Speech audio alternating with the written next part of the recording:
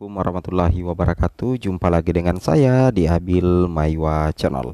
Jadi teman-teman, channel ini adalah merupakan channel pendidikan tempat kita berbagi tentang aplikasi pendidikan, Microsoft Office, serta tips dan triks komputer.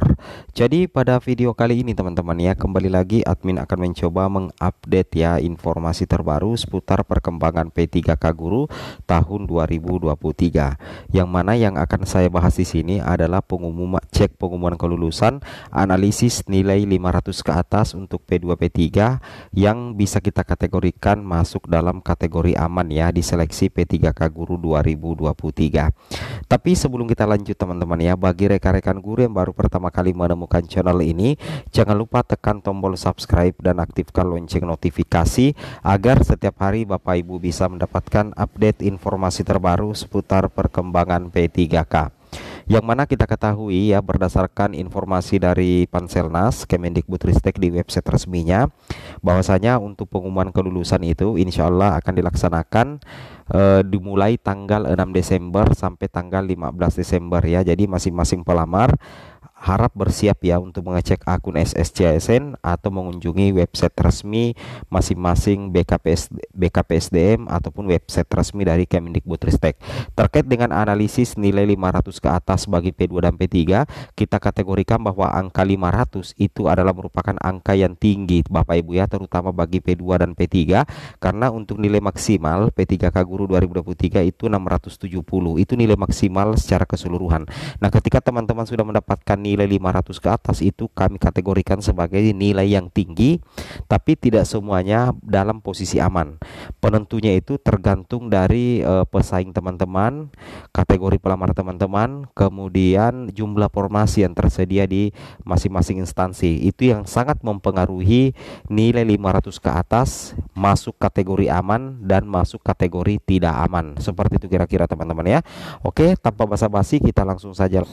Nah, di sini kami mendapatkan informasi ya. Ini adalah salah satu analisis hasil ujian setiap sesi per mapel yang dapat nilai 500 ke atas guru kelas boleh dikatakan aman kalau tidak ada halangan, tetapi data ini masih bersifat sementara. Kalau kita perhatikan di sini teman-teman ya, kita ambil sampel ya formasi guru kelas SD ya. Formasi guru kelas SD di sini kebutuhan formasi umum 656 ya. Oke, jumlahnya 656. Disabilitas tidak ada kan teman-teman ya. Pelamarnya itu mencapai 743, sedangkan passing grade-nya untuk P4 itu 180 teman-teman ya. Itu untuk pelamar apa ya, pelamar secara keseluruhan, secara umum. Nah, di sini kalau kita perhatikan, di sini untuk P1 itu totalnya 112 teman-teman ya, 112. Kemudian untuk P2 totalnya itu adalah 201, kemudian P3 totalnya 205 teman-teman ya. Jadi kalau kita perhatikan untuk P1 di sini itu berpotensi lulus semua teman-teman ya untuk formasi guru kelas SD, karena jumlah formasinya itu lebih tinggi ya daripada jumlah pelamar P1-nya. Begitu juga dengan P2, begitu juga dengan P3. Kalau hal ini terjadi teman-teman, maka teman-teman yang mendapatkan nilai 500 ke atas untuk formasi guru kelas itu bisa kita kategorikan aman. Bahkan untuk teman-teman yang mendapatkan nilai 500 ke bawah pun bisa masuk dalam kategori aman, dengan asumsi teman-teman adalah pelamar P1, P2 atau P3 dan jumlah formasi untuk mapel jabatan itu lebih banyak daripada jumlah pelamar yang ijazahnya linier. Seperti itu kira-kira teman-teman ya. Ini sangat berpotensi memberikan kelulusan yang sangat luar biasa. Data ini masih bersifat sementara teman-teman, diambil per tanggal 23 bulan 11 2023 di salah satu provinsi teman-teman ya. Ini adalah perbandingan saja. Nah, ujiannya kan di sini ada tanggal 23 bulan 11 2023, 24 bulan 11 2023, 25 bulan 11 2003. Itu adalah tanggal pengambilan datanya teman-teman ya, setiap formasi jabatan.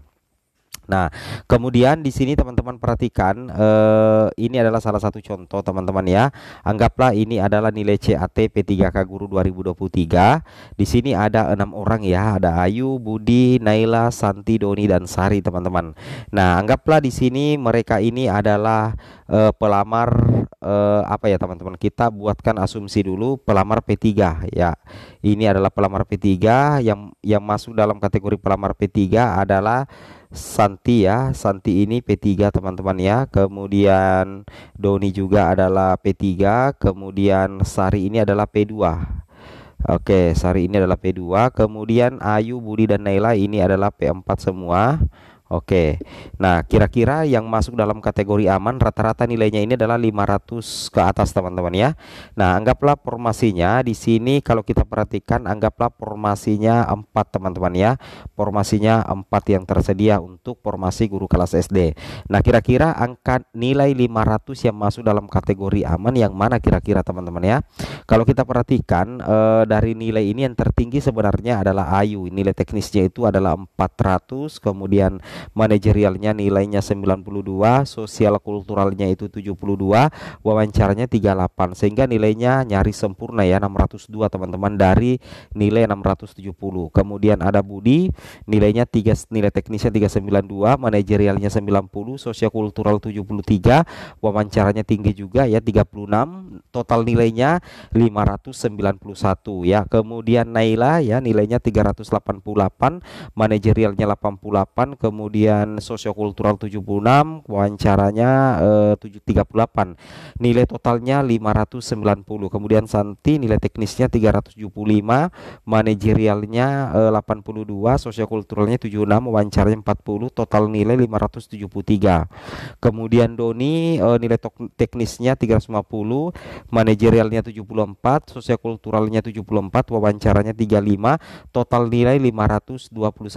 Sari kemudian Sari nilai teknisnya 330, manajerialnya 72, sosiokultural 70, wawancara 32, total nilainya 504. Kemudian Ayu yang tertinggi nilainya termasuk pelamar P4, pelamar umum ya. Budi P4, kemudian Naila P4, Santi P3, Doni P3, dan Sari adalah P2 teman-teman ya.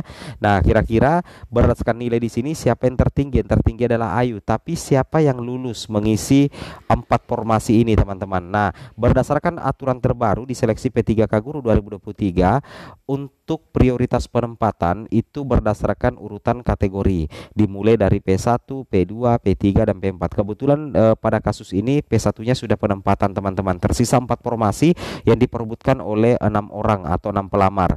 Nah, di sini kita kan untuk menentukan kelulusannya setelah mengikuti tes CAT semuanya bukan berdasarkan nilai dulu, tapi dilihat dulu berdasarkan urutan kategorinya. Apakah masih ada pelamar P2? Ternyata ada teman-teman. Satu orang, Sari, ini adalah P2 dengan nilai 504 atau 504, atau nilainya di atas 500 tapi merupakan nilai paling rendah di persaingan kali ini teman-teman ya.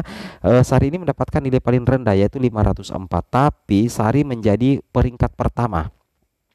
Sari di sini menjadi peringkat pertama teman-teman ya. Kenapa dia menjadi peringkat pertama? Karena dia menang atau unggul kategori, karena dia adalah P2.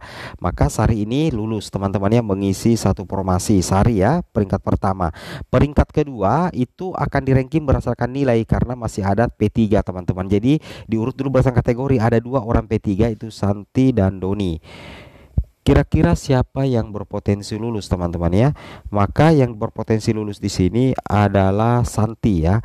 Kenapa Santi lulus? Karena dia menang nilai. Dia mendapatkan nilai 573 sedangkan Doni hanya 529.